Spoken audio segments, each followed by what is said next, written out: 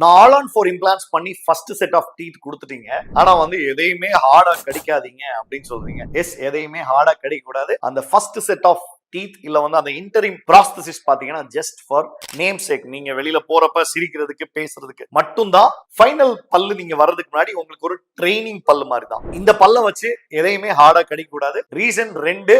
ஒரு ரீசன் என்னன்னா, இம்ப்ளான்ஸ் இப்பதான் அங்க கனெக்ட் பண்ணிருக்கோம், அது வந்து இன்னும் ஃபுல்லா செட்டில் ஆயிருக்காது. அதனால ஒரு ஹார்ட் லோட அதுல நம்ம போடுறத அவாய்ட் பண்றதுக்கு சொல்லுவோம். ரெண்டாவது ரீசன் பாத்தீங்கன்னா, அந்த இன்ட்ரிம் ப்ராசஸ் வந்து ஒரு வீக் மெட்டீரியலால தான் நாங்க ஃபேப்ரிகேட் பண்ணி கொடுத்துருப்போம். உள்ள எந்த ஒரு மெட்டல் பாரம் இருக்காது. சோ இதனால உங்களுக்கு நீங்க ஏதாவது ஹார்டா கடிச்சீங்கன்னா அது உடையறதுக்கு சான்ஸ் இருக்கு. சோ இந்த 2-3 ரீசனுக்காக தான் நாங்க வந்து ரொம்ப ஹார்டா யூஸ் பண்ணாதீங்க. பட் நல்லா சிரிங்க, அழகா அதை பழகிக்கோங்க, பேச பழகிக்கோங்க, பாட பழகிக்கோங்க. அதுக்கு அந்த இன்ட்ரிம் ப்ராசஸ் டெஃபினட்டா ஹெல்ப் பண்ணும். ஒன்ஸ் அகைன் உங்களுடைய நண்பன் டாக்டர் பிரேம் அலெக்ஸ் லாரன்ஸ்.